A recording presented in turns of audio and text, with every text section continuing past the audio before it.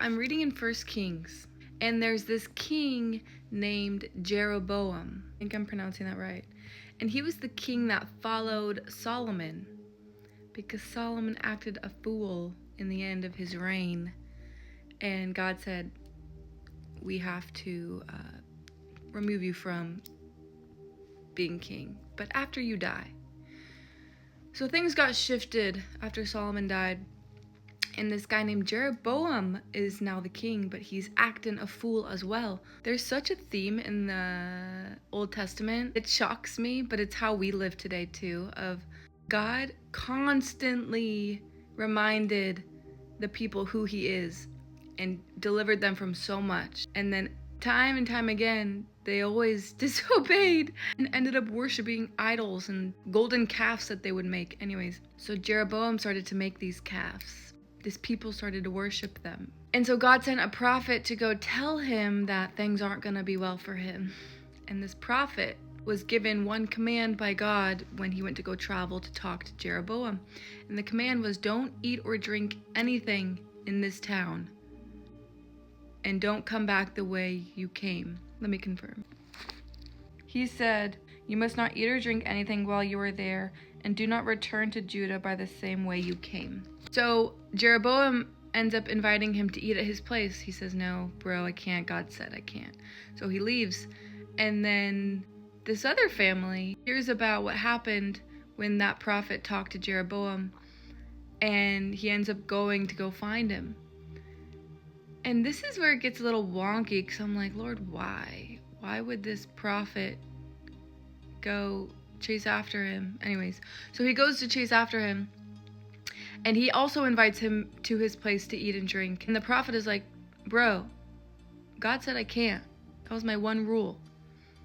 And then that prophet lied and said that God told him that he was able to come and eat and drink in his place because he wasn't allowed to do that anywhere else. So this prophet was like, oh, well, that's the case. Let's go. And he was lying. So he ate and drank at his house, and then because he disobeyed God, when he left to go home, a lion killed him. You guys, the stories in the Bible, they're crazy.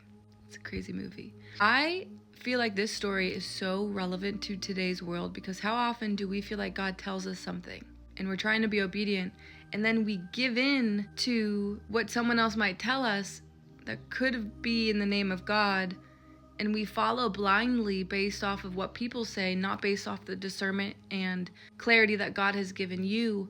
And then we end up going astray because we're listening to what other people are saying rather than just what God has told you. It's so important to listen to discernment. And if God has given you a command or told you to do something, follow that rather than changing your mind based off of what you hear from others. Because in this story, I'm sure that prophet was hungry and thirsty, right? So the second time around, he was extra tempted. So the moment he heard that it was from God, from the other person, he was like, well, let's go. I'm starving. I'm so thirsty. But not everything is from God just because someone says it. And people lie, right? Just like that guy did in this story. So we have to remember, okay, what is the rule and the boundaries God has given me and that I'm clear on, and make sure we stand on that before we let other people change our mind. The devil will try it through other people. He will try to tempt you through other people. And it's so clear in the Bible how often he does that.